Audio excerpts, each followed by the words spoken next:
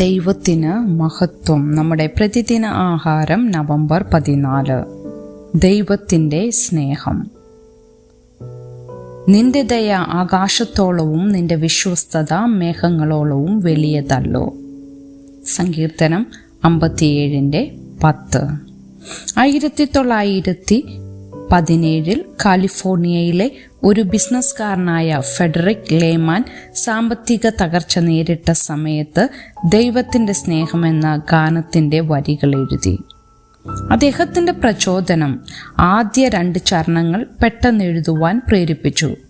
പക്ഷേ മൂന്നാമത്തേതിൽ അദ്ദേഹം നിന്നുപോയി. വർഷങ്ങൾക്ക് മുമ്പ് ജയിലിൻ്റെ ചുവരുകളിൽ എഴുതിയ ഒരു കവിത അദ്ദേഹം ഓർത്തു. ദൈവസ്നേഹത്തെക്കുറിച്ച് ആഴത്തിലുള്ള അവബോധം പ്രകടിപ്പിച്ചുകൊണ്ട് ഒരു തടവുകാരനത് കല്ലിൽ കോറി വെക്കുകയായിരുന്നു.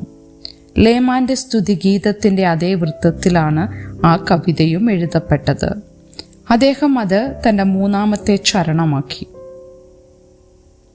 ലേമാനെയും ജയിലറയിലെ കവിയെയും പോലെ പ്രയാസകരമായ തിരിച്ചടികൾ നാം നേരിടുന്ന സമയങ്ങളുണ്ട്. നിരാശയുടെ സമയങ്ങളിൽ സങ്കീർത്തനക്കാരനായ ദാവീദിന്റെ വാക്കുകൾ പ്രതിധ്വനിപ്പിക്കുന്നതും ദൈവത്തിന്റെ ചിറകിൻ നിഴലിൽ ശരണം പ്രാപിക്കുന്നതും നമുക്ക് നന്നായിരിക്കും. നമ്മുടെ പ്രശ്നങ്ങളിൽ ദൈവത്തെ വിളിച്ചപേക്ഷിക്കുന്നത് നല്ല കാര്യമാണ്.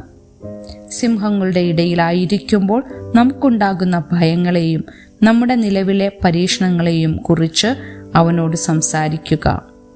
കഴിഞ്ഞ കാലങ്ങളിലെ ദൈവത്തിൻ്റെ കരുതലിൻ്റെ യാഥാർത്ഥ്യത്തെക്കുറിച്ച് നാം പെട്ടെന്ന് തന്നെ ഓർമ്മിക്കുകയും ഞാൻ പാടുകയും ഞാൻ കീർത്തനം ചെയ്യുകയും ഞാൻ അതികാലത്തെ ഉണരുകയും ചെയ്യും.